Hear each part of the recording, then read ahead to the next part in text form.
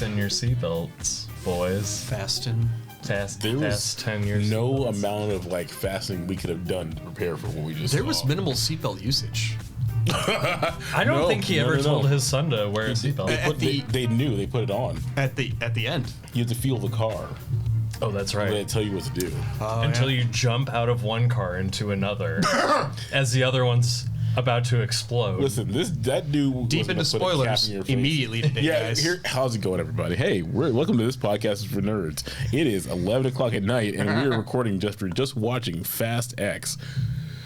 Spoilers are here right now. Do not listen to this episode if you want to watch the movie, because we're not holding back. It's so fresh in our minds. It's not like a week later where we all come back and say, hey guys, what do you think? No, we're in it. We're unorganized. We're diving in. Kiefer's wearing a shirt for it's Indestructible Vehicles, which is what every car in this movie is if you're a good guy. That's pretty much. And if you're a bad guy, you are fucked. If you're a bad guy, oh man, shell. I hope you have Progressive. Today's episode is brought to you by Progressive. Bundle your home and auto with the girl, the flow. Go with the flow. Yeah. Feel the flow of the car. Multi-millionaire off that. Just saying. Huh. You have to be a multimillionaire to own an RV, a house, a boat, and a car. That is true. In this economy, are you kidding me? Hashtag boomer things? Yeah. Pretty much. But that's Progressive. We're not sponsored. No, I give them money. Sucker. Yeah, idiot. You have insurance? And that's why Calvin's car is indestructible. I wish. That'd be cool. It is. It's a Honda. It's not going to go anywhere. No, it's probably good for a while. I mean, it runs great. So Fast and Furious. Fast and Furious. All right, just right out the gate. Hot take. First response. Kiefer's got he's had a lot of feelings about this. I looked over at this man while I was reacting to this movie, and he was just stone cold dead.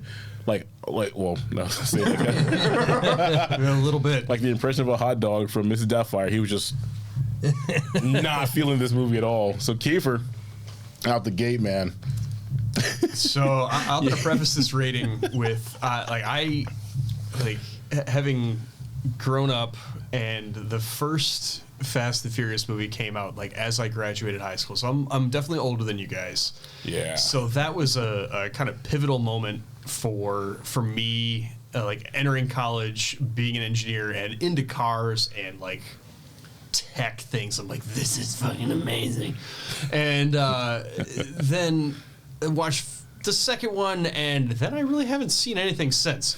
So objectively, what a way to dive back as in. as a standalone film, I mean, I'm gonna give this a half a string out of 5. That being said, I'm going to play devil's advocate for myself here.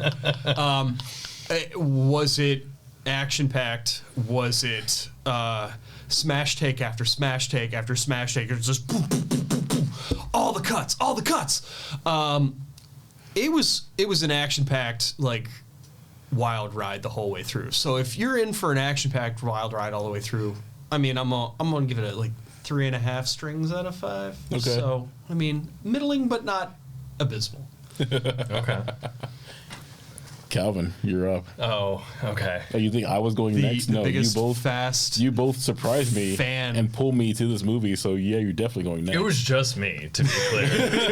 I'm the only one here that wanted to see this movie. We're going to see Fast X, and just Zach and I's faces just drained. The fuck we are. And you did.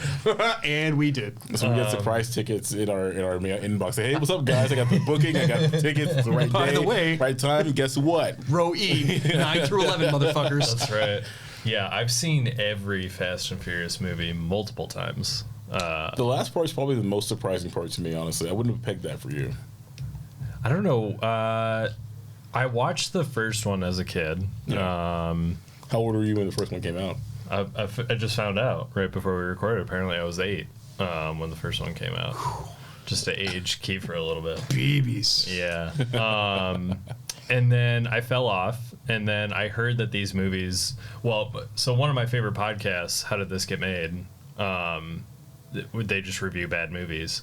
And they started doing these Fast and Furious movies, and I was like, I need to get back into these and watch them. So I think I got back in around maybe 4 or 5, and then I've gone back and watched all of them multiple times. I thought this movie was great. I mean, it's like objectively poorly written, but all of them are.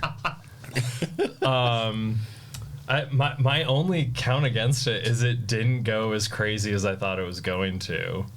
Okay. The last one, they went to fucking space.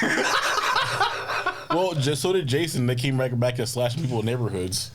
Yeah, that's true. Jason went to hell. I mean, he went to hell and space, and back to the grocery store with bushes. I mean, I don't really know what you want me to do with that. Yeah. So, yeah, I remember watching 8 at like 2 a.m. with my buddy. We were like rip roaring drunk, and there were people in front of us that were like taking it very seriously.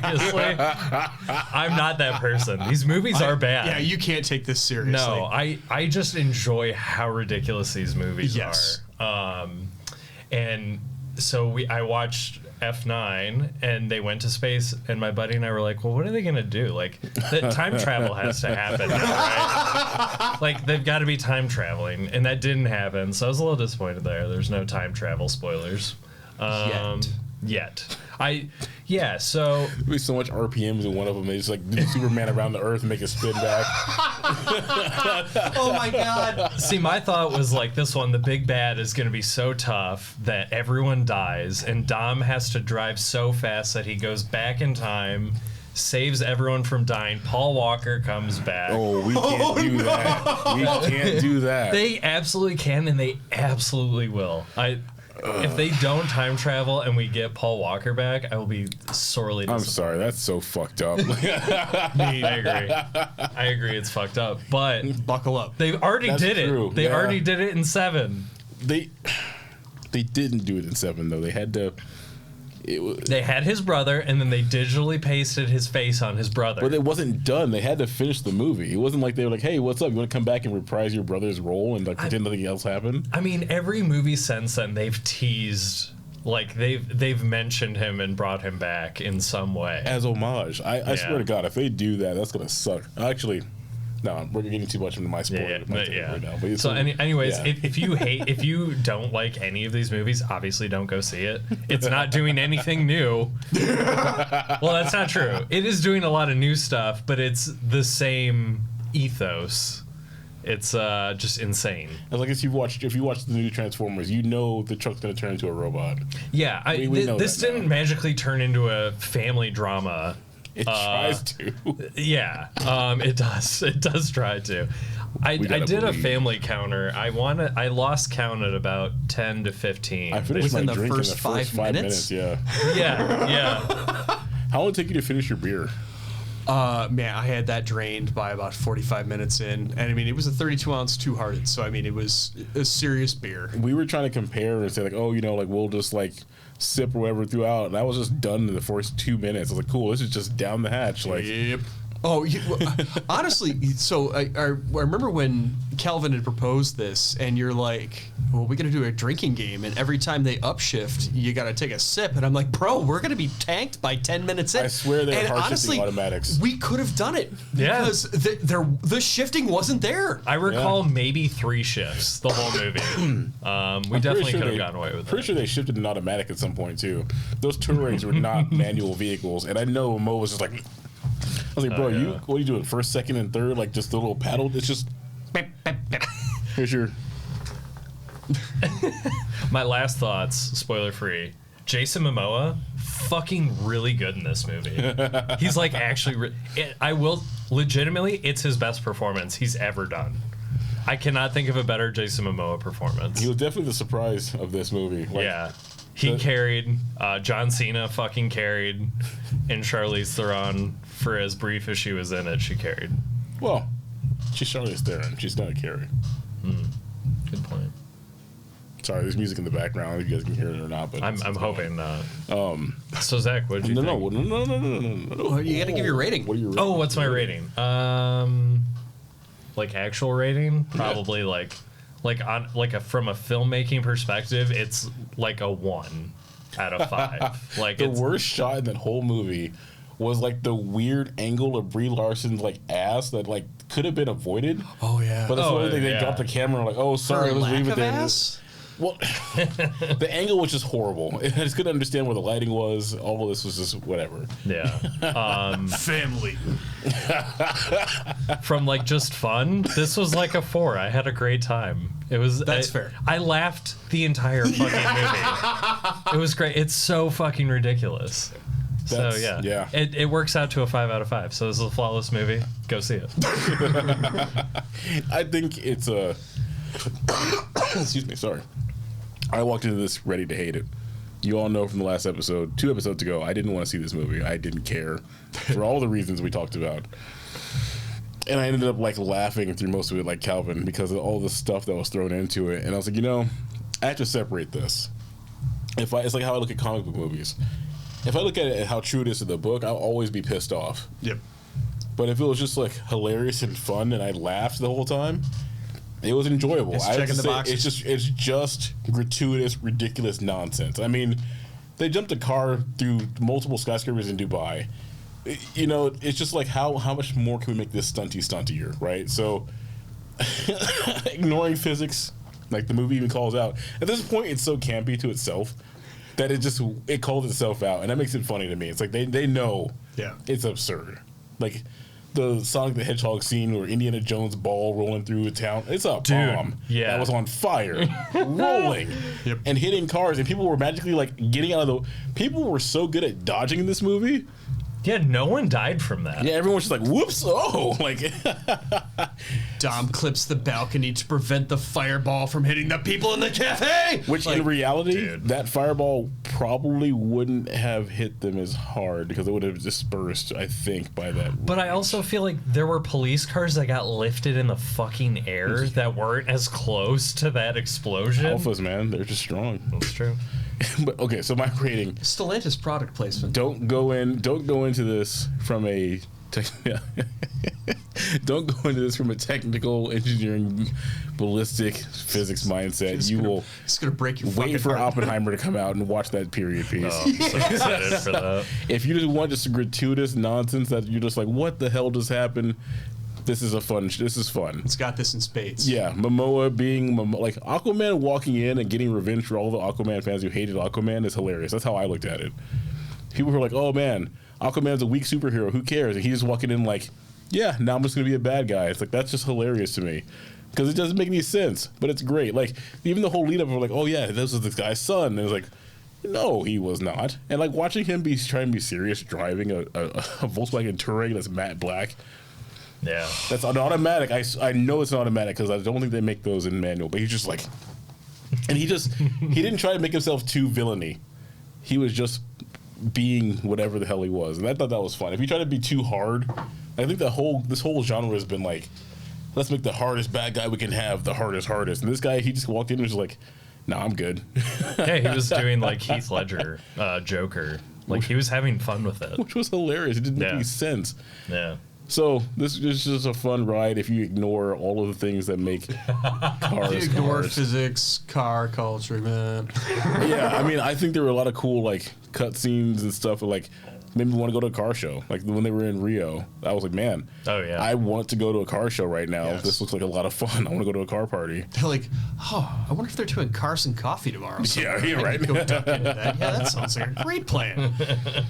I think the franchise, we were talking about it before. We're probably gonna dip into that a little bit too. Is like, what significance does this franchise have for car culture and bringing people who weren't into cars, staying relevant through the last 20 years, which I really didn't even realize that's when it like really took off.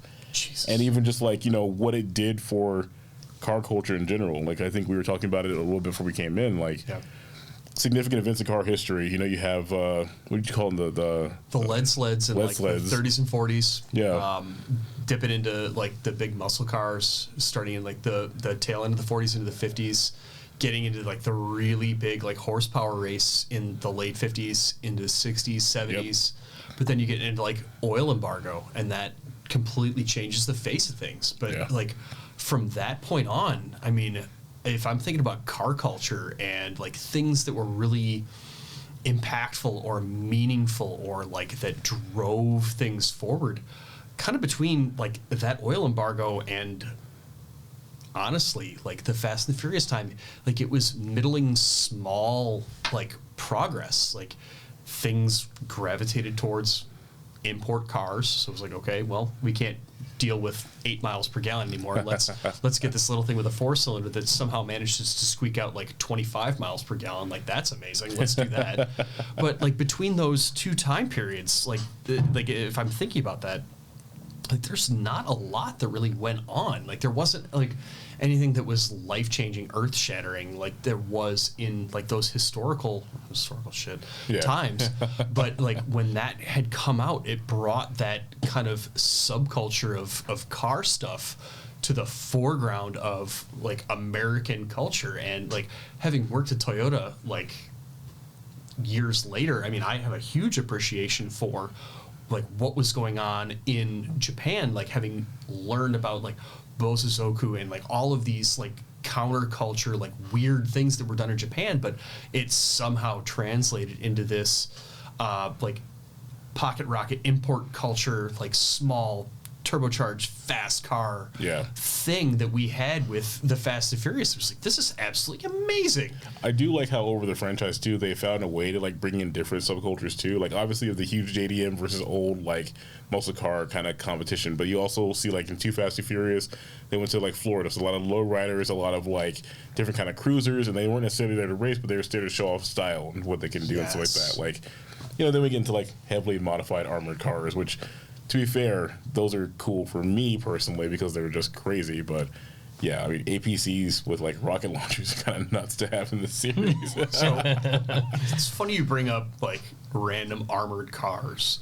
So I was in Mississippi at this is a weird way this to lead bike this. Yeah, this is a fucking weird segue. So my wife and I were in Mississippi. Like I was down there for a bike race. My wife ran a half marathon, and we show up to this farm to fork ride, race, and crit. And check this out. Great cause, good stuff. Do it next year. I'll be there. My wife will be there.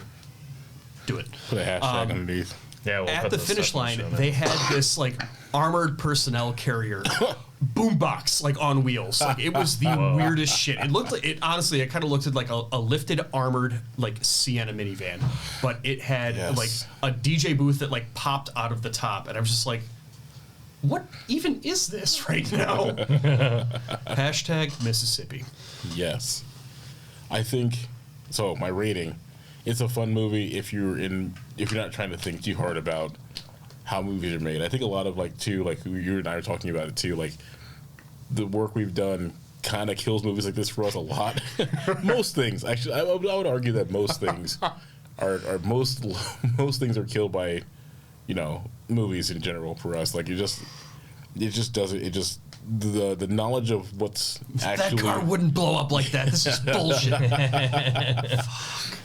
I did take some notes actually to ask questions during this just to make sure we had something to say. So one thing in particular, because we went through the whole sound setup of the movie, what do you think is the most iconic starting noise to a movie that you remember when you think of a movie? And it's not necessarily with the movie itself, but maybe the production company or like the sound. Like, what is the most iconic one that you think of for the movie? Like strictly from like a startup sound? Yeah, so like the like movie starting, it's everything that plays ahead of time. Like, you know, what's the most iconic one you think of? Probably Universal. Yeah, probably the Universal theme. Okay.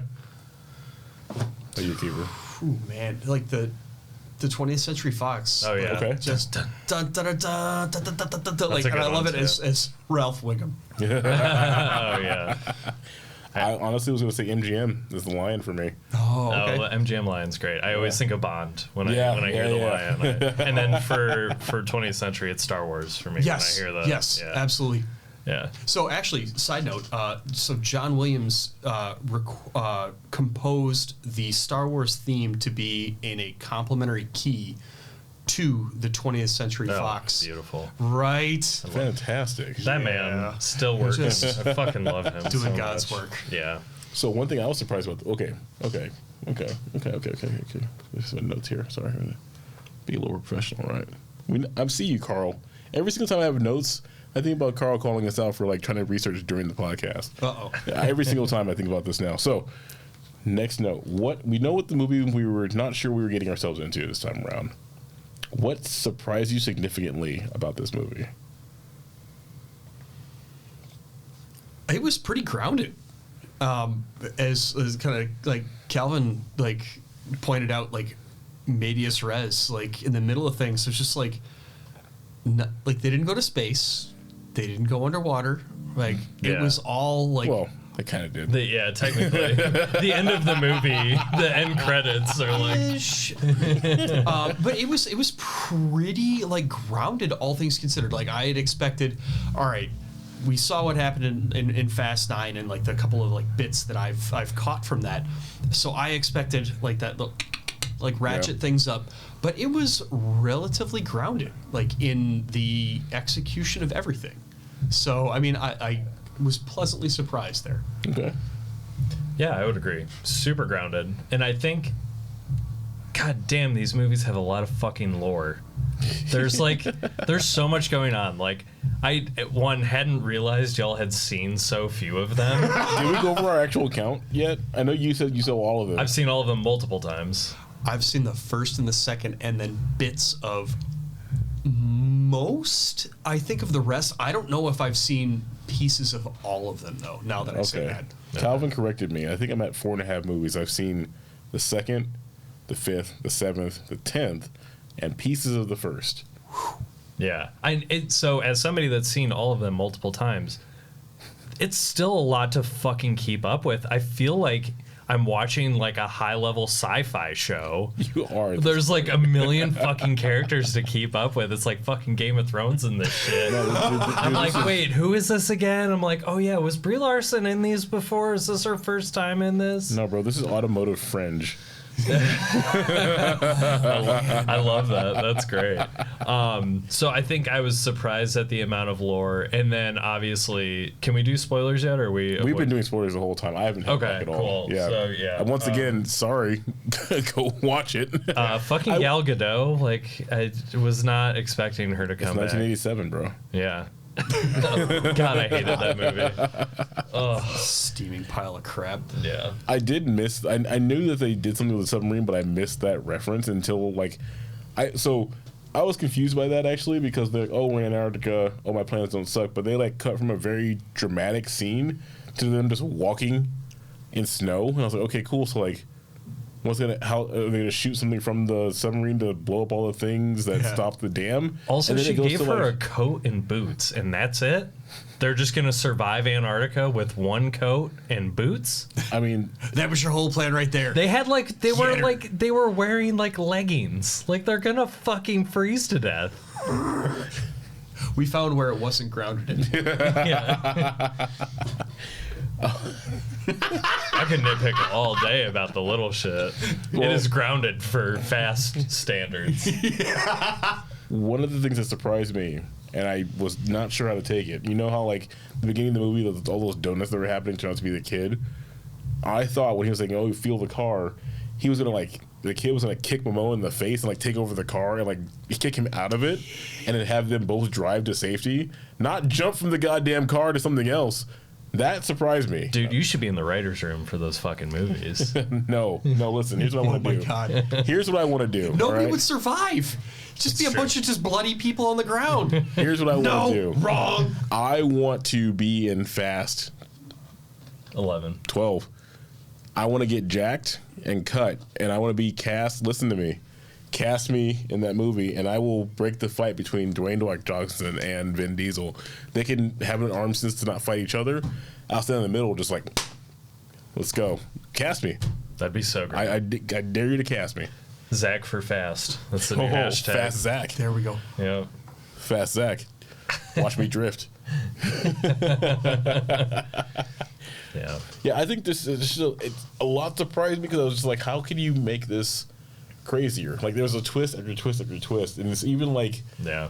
oh, haha, you know what it was? This was like Dragon Ball Z, where like someone goes Super Saiyan, and someone's like, oh, but wait, I have a transformation too. Haha, gotcha. And it's like, well, but that was only my second power. It was only 75% of how bad I can be. And it's like, okay, like at this point, where are we going?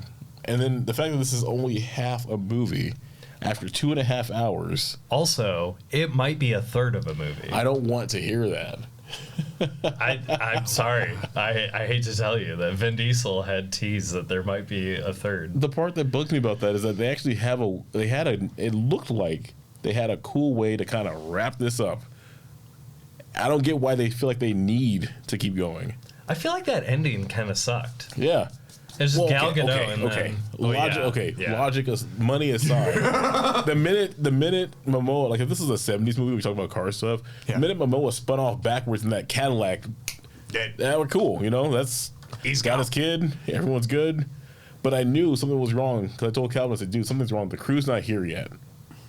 They've been out of the movie half the time. Yeah, you said something's off. You said that, I think, when he jumped into Vin's car, the kid. Yeah, right? I was like, something's not right.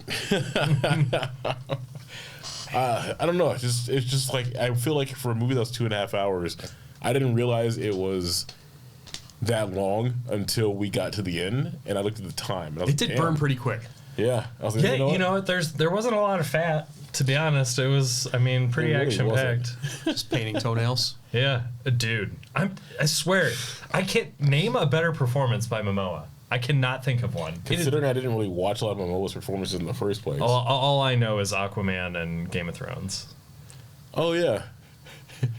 Well, he basically played himself as Stargate SG-1 in Game of Thrones. Was he in Stargate? That's the first time I saw him was in Stargate. Really? SG-1. Oh, I didn't see that. When I was a kid. Wow. Holy shit. Home watching weird shows that were on in the middle of the day that weren't cartoons. Yeah, this is a multi-billion-dollar franchise. No one's arguing that. I'm just Yeah. saying, like, Yeah. I just didn't realize how much money they paid. do either of you have a favorite car you see in the movie? In this one? In this one, yeah.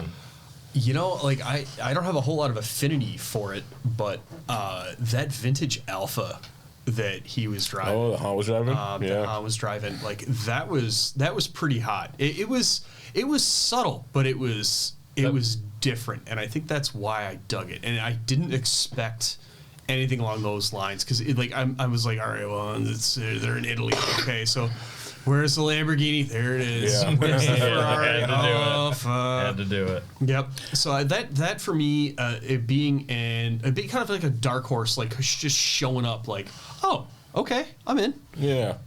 I'm actually surprised they used that Lamborghini because I feel like there's been a lot more other than Lambos that are out, but maybe they're not as recognizable as like that one. 'Cause that's like pre-Aventador even, I think. That was like a Murcielago, looked like.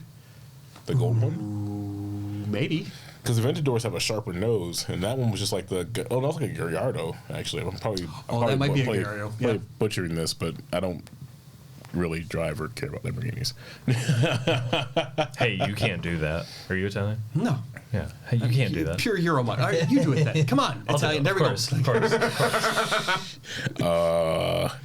I can't throw signs at all. Yeah, technically, you can. no. Oh, well, there's No, no windows. no. There's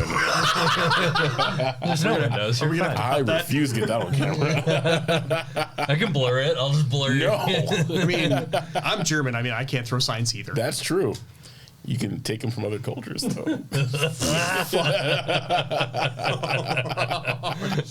Shit.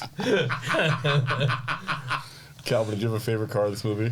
Yeah, when they were in Rio, that green ugly ass Porsche. Oh, the GC3? GT3 RS. Oh, was that? Yeah. Was that what that was? Yeah. Yeah, I really enjoyed that. It's beautiful. Really? What? I like the body lines on it, I guess. Okay. I mean, it's a solid car. I mean, it's a GT3. It was really sad to see it blow up.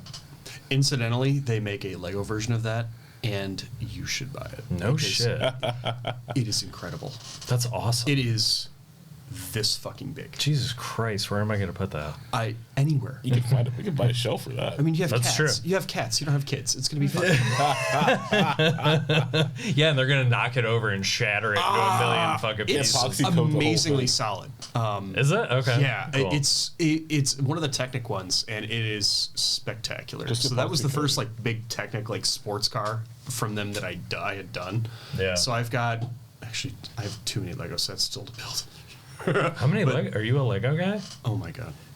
Okay. They just become best friends. This is news Find to out me. next time. Yeah, I have. So I've got that. I've got the Bugatti Chiron, the Okay. Lamborghini Huracan, the Ferrari California. California, Yeah. and those are all like 1.5 2 feet long. Jesus They're Christ. huge. Nice. It's amazing. I actually didn't have a favorite car in this movie. I feel like Really? there was a lot of Dodge placement. There All right, was. Yeah. So I'll flip it on you then. Yeah. For all of the Fast movies that you've seen, Yeah. Ooh. what is your favorite car? David Freiberger's Camaro. The Camaro. Oh, okay. Yeah. I'd say that one, and then probably the one I fell in love with was probably Too Fast, Too Furious, the yellow Camaro that they Okay. take in the second half of the movie. All right. Just because, like, I don't know, I've always had I've always had a love for like just first gen. Hang on. Yeah, the split bumper. First gen was all front. Second gen. So Camaros are a weird like soft spot for me because like third gen split bumper Camaro for some reason is always kind of sick. But like Yeah. that wide grille with like you could hide the headlights entirely. Yep. Pretty sick. Like it just feels right. All right, Calvin. What do you got? In all of them? All of them. It's tough. They've had some really cool. It's not a car, but a lot of the like dirt bikes and motorcycles that they've. Okay. That's true. Yeah. I was very impressed with all the tricks Michelle Rodriguez was doing in this one. And they were all feasible and actually doable by someone who's riding a bike. Yeah, for sure. Yep. I did feel like I was watching the what's that video game Trials? Yes. my That's what it God. felt like a little Dude, bit during. Trials. Oh, so good. The rage quit on that game for me. Oh, Holy man. shit, dude! I chucked my controller through the fucking TV on that game. Oh my god, that's so brutal. I forgot about Trials, Man. dude. Yeah. So probably those. That was like I wouldn't say I'm like into bikes, but I appreciate them, and I think they get some cool spotlights in this series. Nice. So yeah. That's true. All right. For about me, you? man, Scene one or what was the number? 2 of them. 2. Okay. It's either that orange Supra or the green Eclipse from the first movie. Oh, yeah. It's Okay. probably the green Eclipse because I know, like, I fit in both of those. I know that I fit in both of those cars, which is a funny, like, measuring stick to kind of, like, check things by. I mean, you are a tall dude, so it makes sense, though. But that's one of those things, like, an S2000, I don't fit in an S2000. Like, that's not something that I would, like, even want. Even an automatic, like, it's no. Just no. Neither do I, and I'll send Calvin a picture of me trying to get into one. I'll send you the video. I would me love trying that. to climb in and out of the S2000. Is it Simon's? Yeah. But like having driven a Mark IV Supra, like that That is sick.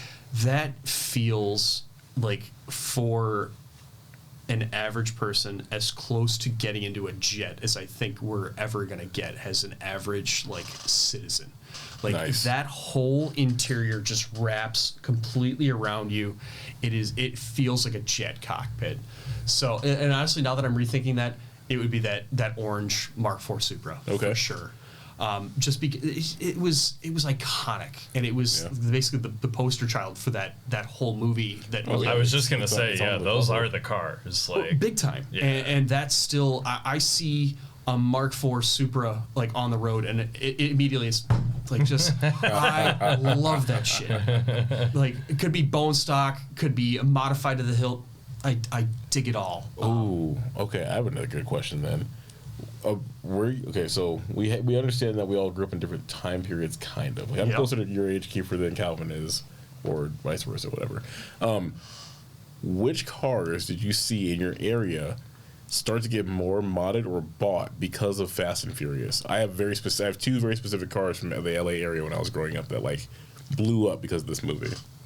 I would say where I was in the Southeast Michigan, Northwest Ohio, it was pretty pedestrian.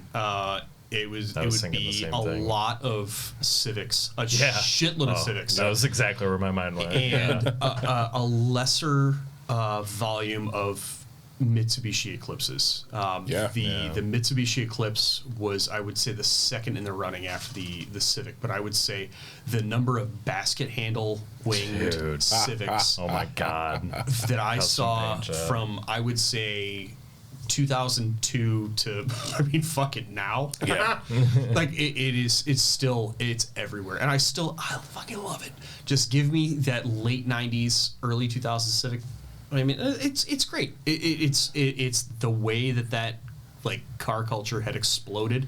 It was a dirt cheap, like entry level way to get easy to into mod, it. reliable no matter what you did, and Absolutely. no one knew how to build boosts that would actually destroy that car. Yep. Because no one knew how. Yep. And then it had Spoon going and partying and just creating these monsters with it. Like that's people actually like racing and then drifting and all that other stuff. But I digress because the next question goes to Calvin to answer the same one. Oh no, it was 100% the Civic. That was exactly where my mind went. I guess I saw some like Subies, but it was definitely the Honda. For the exact reason you're talking about, is like super cheap to get them and easy. I'm very curious about the LA ones. Honestly, it's the same. Oh, really? Okay. You had a lot of people who, because of how the market was set up, or not set up, so a lot of the Civics, a lot of Civic hatches, like a lot more of those. Okay. We had a lot of, I would say, sedan and four-door. Or coupe and four-door. Yeah, for us, it was a lot more hatchback. Like, hatchbacks were like the way to go. Like, I didn't really see a lot of people doing anything with like the coupes at all, or the four-door. Like, four-doors was like, whatever, grandma. Like, you wouldn't do that. Yeah. But like the hatches, for sure. And then like obviously Lancers, if people could get their hands on them, and then like people would go Lancers, because like Eclipses you really couldn't like. Also, sorry, going back, Eclipses, Honda hatchbacks, and there was another weird one that was just like people would grab it. So it was the Lancer they would grab, and then like every now and then someone would pop up with a WRX who would try and race it, but they didn't understand what the hell it was for. Yeah, so they drive it on the street with like all-wheel drive with just destroying the car. Things you don't need in LA. God. Anywhere in LA. Yep. But yeah, you mentioned Subies, like that I think definitely in like the engineering college that I was in, like in that tail end of like the mid 2000s. Like, so I was in college from 01 to 05. The number of guys after their first co-op rotation, when they made like pseudo big kid money, that went out and bought like the WRX sedan. They were everywhere. Yeah. The next two after that for us, honestly, were the IS 350s, like the Lexus. IS 300. 300, yeah, 300. That's right. So it was the IS 300, and then randomly people would be able to, like, I remember when someone first brought home like an Acura Legend. Ooh, okay. And I was like, dude, it was a 97. Like my friend of mine, she had a 97 Acura Legend, and I was like, that's pretty sick. Like I didn't know much about like Honda, Acura, like how the brands were kind of the same depending on what you were doing. But yeah, people would start to grab those. People started to grab like the Infinities. Like they would figure out that like, you can get a Fairlady Z, but it's really like badged differently in the U.S. So like a lot of that I think you mentioned before, because the import was so like right there. Yeah, you saw way more stuff. People did a lot more things to them. Another unsung hero was like Volkswagen Beetles from the '60s. Oh yeah, people got a lot of those and just Baja bugged them or just rolled them around. I had one. Oh really? Yeah. Oh, I didn't know that. That's awesome. It sucked actually because it was my mom's, and I was gonna build it. It was gonna be like my high school project. I was gonna build this car back up. So I'll go outside and put it in neutral and start it up, and like go into the back and like hit the throttle cable. You can see it rev it from the backside. Oh, it's such a cool car. But it was such a rusted piece of crap that by the time I actually got it to a shop, the dude was like, "Hey, if you love your son, you should let him drive this car." Like I think it was kind of a scam, honestly. I think he wanted to buy it so he could just, because that's all he focused on. It's like, well, the money you put into this to redo the fuel lines, blah blah blah. It's just, I'll just take it off your hands. And I was like, Bro, what you doing? Give me back my battle bug. Dare you, son of a bitch. Oh man.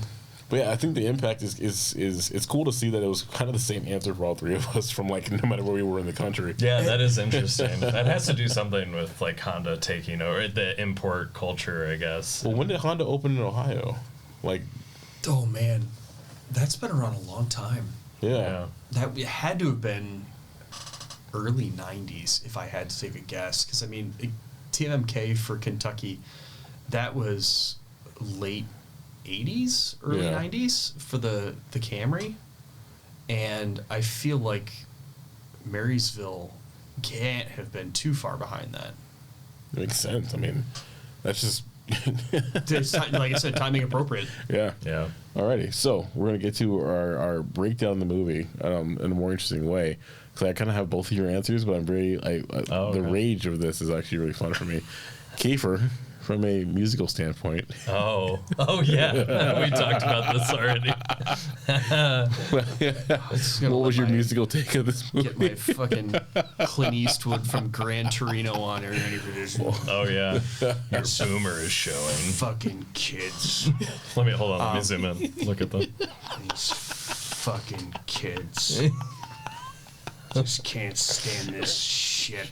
It was I did not enjoy the music at all, and I'm such an old man, and I will own this shit out of it. Now, before you continue, do you listen to any electronic music at all, or like pop, Like hip hop? define electronic music. The sound that your tailpipe makes currently. Like anything modern? Do you? like Or are you like a Kraftwerk EDM guy? ooh, I mean I do like Kraftwerk. Kraftwerk's great. I like Deadmau5. Okay, that counts. He's still making music. There's Yeah. things that I've really enjoyed. Actually, a weird kind of aspect of like electronic / more poppy things that I've enjoyed that I didn't see myself really enjoying or appreciating a part of this music.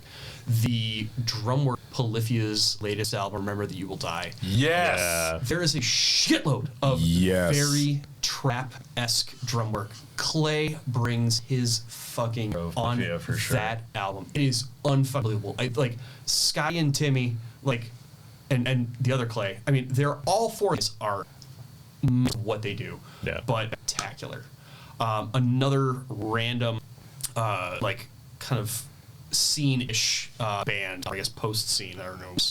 Oh yeah, I've seen them. Their latest single, Watch the World Burn, fucking shit. Like, there's so much going on in that track.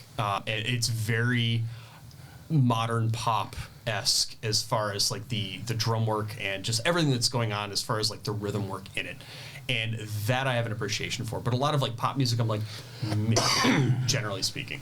Okay, so you didn't vibe with the soundtrack. No. It soundtrack was a lot of callbacks to like previous things too. Like the fact that it opened up like with the Wiz Khalifa song in the first 5 minutes of like the reminiscing. It's like you can't start us off like that. But then after that, it got to very like Bandoleros club dance music Yeah. the whole time basically. So if that's not your vibe, it's not your vibe. I get it. Yeah. We do get what is that? Who wrote that? Charlie Puth, the Paul Walker song. I don't know who actually wrote it. That's It's Sam Smith, isn't it? I'm pretty. Okay, we're gonna look. Oh, this up. you might. Oh, it's one of those two. Shit. Carl's gonna kick our ass, dude. Furious song. Oh, also Concha Hawken, because I know how to say it properly.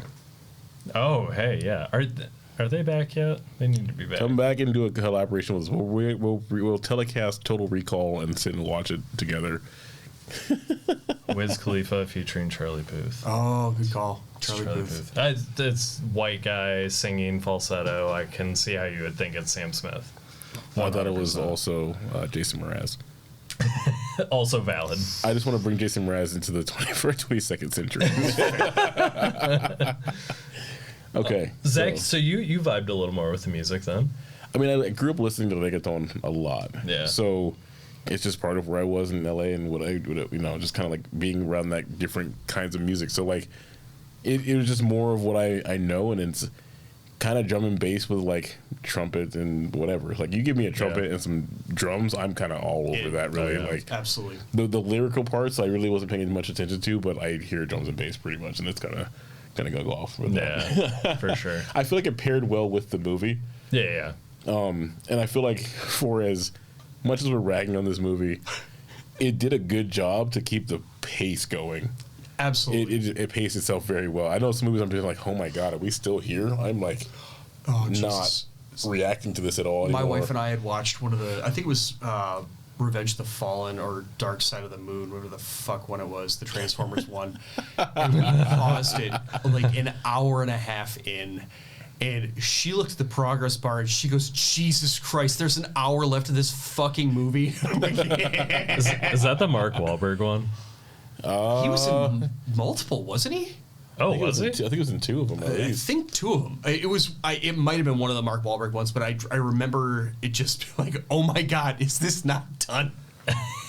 Autobots roll out. Man, I remember watching like the 3rd one of Transformers. I was like, the thrill's kind of over because we see how it's going to transform.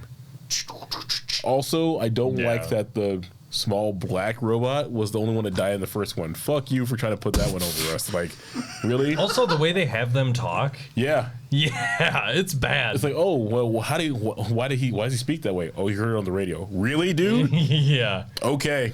All right. Whatever you gotta tell yourself. Yeah, sure.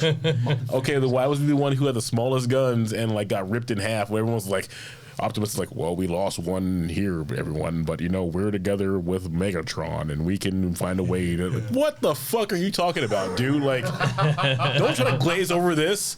The only black robot in the whole movie series. This guy only got ripped in half, like gruesomely. Like, oh, I got you. No, I got you. This is not over. I'll show you the dark side of the moon. That movie hasn't seen a dark anything. Anyway. Valid.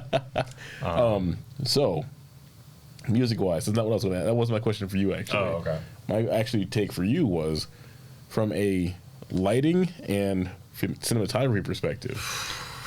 It is fucking rough, dude. You mentioned this before. What are some points that you like stand out as like the rougher points, and why? It's not new, but it seemed especially bad in this one.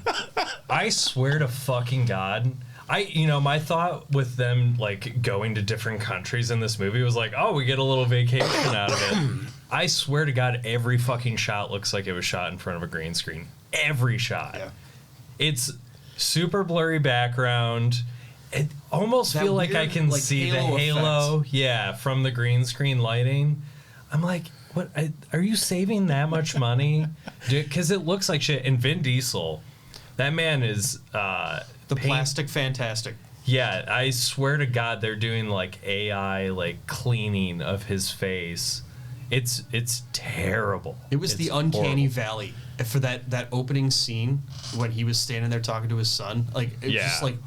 What is even happening right now? Yeah, in that shot there, like especially it's like, oh, this was clearly on a stage. Like they're not anywhere in reality. So yeah, it was bad. It was bad, and it falls into this issue that I have with the Marvel movies too. They're basically the same series to me. Is everything is so cleanly lit because it's on a fucking green screen. Yeah, so.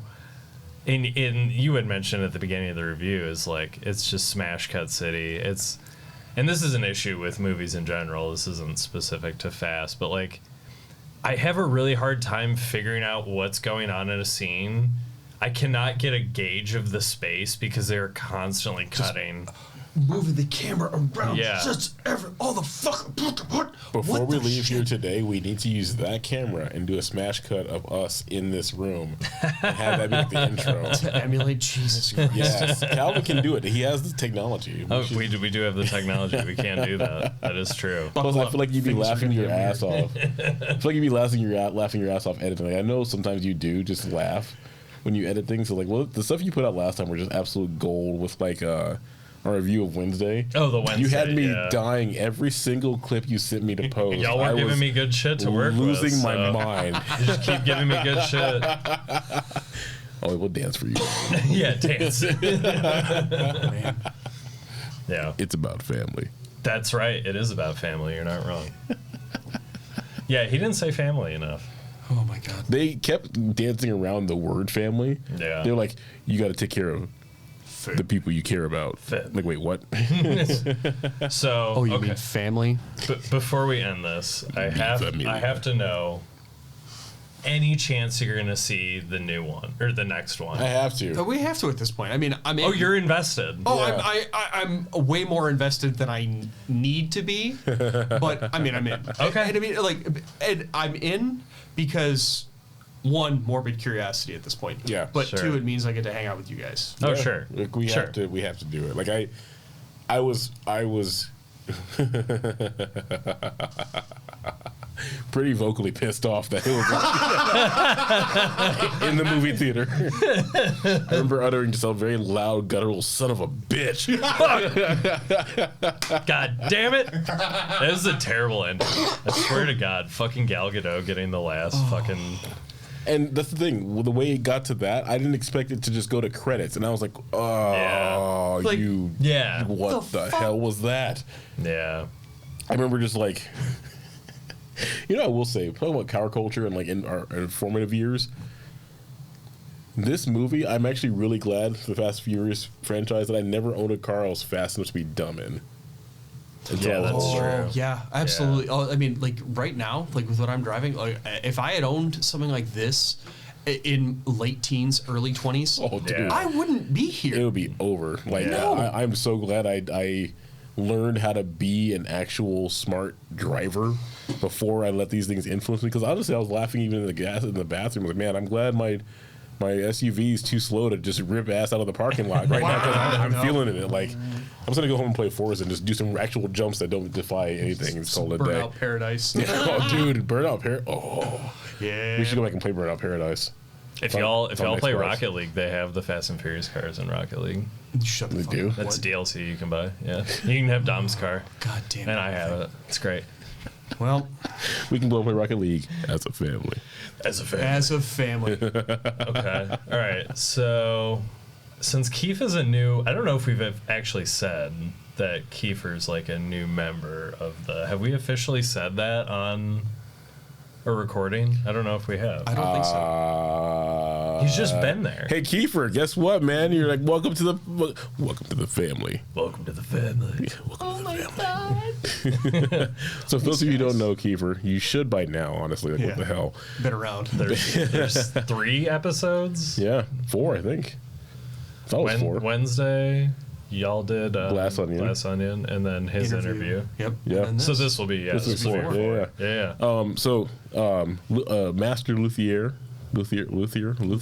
One day I'll get that word right. Luther. We'll go with You can Luther. check him out at Better Mousetrap Guitars. He has a really odd, cool, but kind of annoying habit of just running into celebrities all the time. Yeah, dude. bumping into the guys from Seven Dust, no big deal. Yeah. So Matt is an official member of this podcast now. So I want him to pick the next thing Yeah. that we you review. you got a couple things for us It's to up catch to up on, you. my dude. Ooh, okay. So we had kind of bounced this around via the kind of DMs on Instagram, but I think we need to do albums that were formative to your own personal sonic landscape, and this can be turning points. This can be mainstream stuff that you started listening to and you never stopped. Or this can be something that completely, like, you heard for the first time and it split your fucking head wide open. This is good. I like that. That's something that I want to talk about with you guys, because there have been things like more recently, especially now that I've been discovering like some new music here and there, where it's just like, wow, look at that. And I mean, I'm 40. I don't discover new music anymore. I'm very ingrained in my fucking ways. So, like, I want to know, like, your sonic upbringings. Like, I've heard bits and pieces and, like, what has shaped, like, the overall landscape of where you're at now. But I want to know how you got here. I love that. I like that a lot. Can I leave you with a teaser? Hit me. Because you pretty much both know that I'm into like a lot of heavier metal, thrash punk, and ska. Yeah. Yep. But you probably don't know that it started for me in 6th grade with a Blink-182 album, Enema of the State. Oh, what a fantastic album! That's where Front I to back. started. Excellent. I'll leave that teaser because I was hanging out with the kids who like skated after school. I went to a mostly Korean school in LA. Long story. And they were like hanging out and skating. And I was like, hey, like, can I hang out with you guys? I don't remember how it started. They handed me a CD player. It was like, what's going on? I'm not gonna lie, it was the cover art. I was like, oh, this is interesting. Yeah. And then I started listening to it. I was like, it started from there. So like, Blink-182 Enema of the State was the very first time I actually felt like I listened to music that sounded like something that actually resonated with versus what I was encouraged to listen to. Yes. Yeah. Absolutely. Encouraged to listen to. All right, before we wrap up, what are you watching? What are you listening to? Start with you, Zach. Oh no, he pointed. So Kiefer. All right, I will take it. watching My wife and I just binged Reacher on Amazon. Oh, Alan Richardson. Which- must have been weird for you. It was a little weird. And also The Diplomat on Netflix. And both of those, definitely two very different things, but both great TV.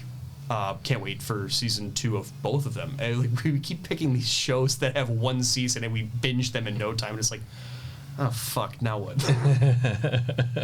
But yeah, that's where we're at. Good choices, Zach. You know, I honestly, I'm in a bit of a dry spot. I haven't been watching anything. Okay. I've been listening to a lot of different stuff recently. What are you listening to? I've been listening. I think I sent you both something in the chat. It was like really weird eclectic mashups of things that generally you would think go together. I love that. I love that. So like one was it was a Tupac song with an old Japanese city bop song that just kind of like That totally sang. So I'm just kind of like in that zone right now, just like eclectic mixes. Like the one that I listened to today at work was people were going on saying, "Oh, can I get a oh yeah?" But they did it over the Doom music. Oh yeah. It was like doom doom doom doom doom doom doom doom doom doom. It's So like good. that's just where I am right now. Just heavy shit mixed with words and cutouts of Kirby singing something from Legend of Zelda. Hell yeah. Nice. All right, what about you? Where you at? Oh, I saw the Super Mario movie multiple times.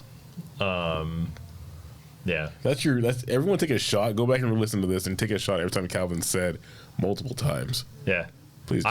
3 times. I've seen it 3 fucking times. Wow. To completion. Yeah. In the theater. So yeah, first time I saw it, it was my wife and some friends, and then it was my wife, and we have 2 little step siblings that wanted to go see it, so we took them to go see it, and then I had another friend that wanted to go see it. I'm gonna give you a pass on one of those because you took children. Yeah. No, the ones you third chose to- time is inexcusable. Yeah, it's perfectly fine. Honestly, Chris Pratt's not bad. Wow. Yeah. Okay. There's a lot of stuff that got cut out of the Wednesday episode about my feelings about Chris Pratt's performance. And I was wrong. He was fine. So I watched that. And then I saw the new Evil Dead movie, which was fucking great. Oh yeah, that's right. It was fucking awesome. Is that streaming only right now, or is it? It's streaming now. We saw it in theaters. Okay. Yeah, it just came out. Is it gory as fuck?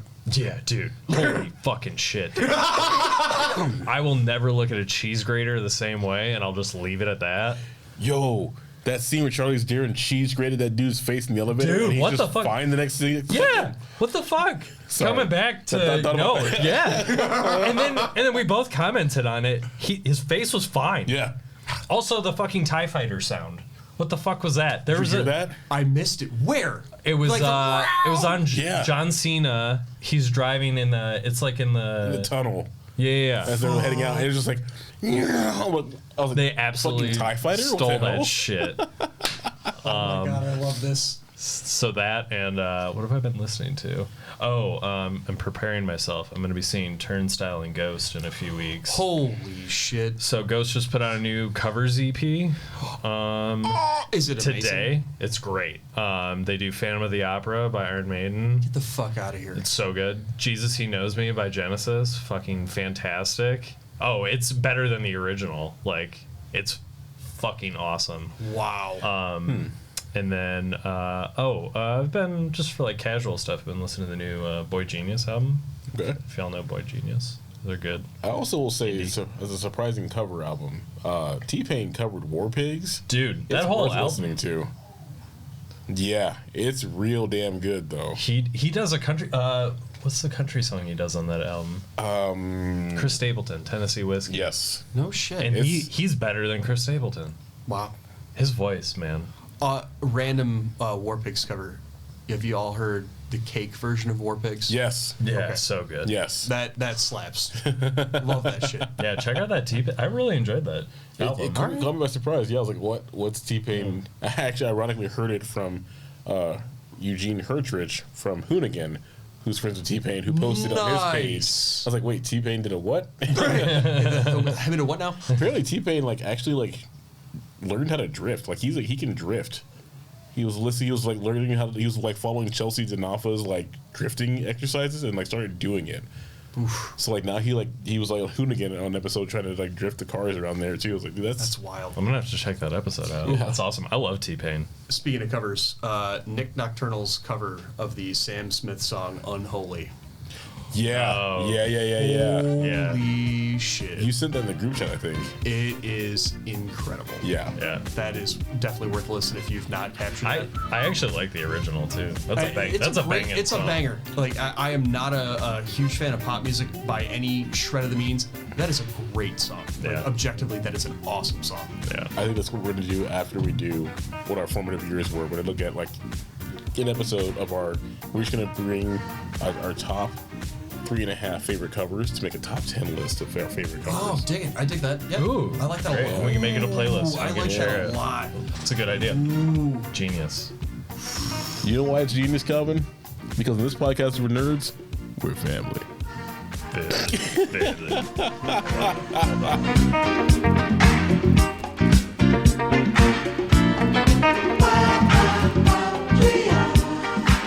And now for my next number, I'd like to return to the classics.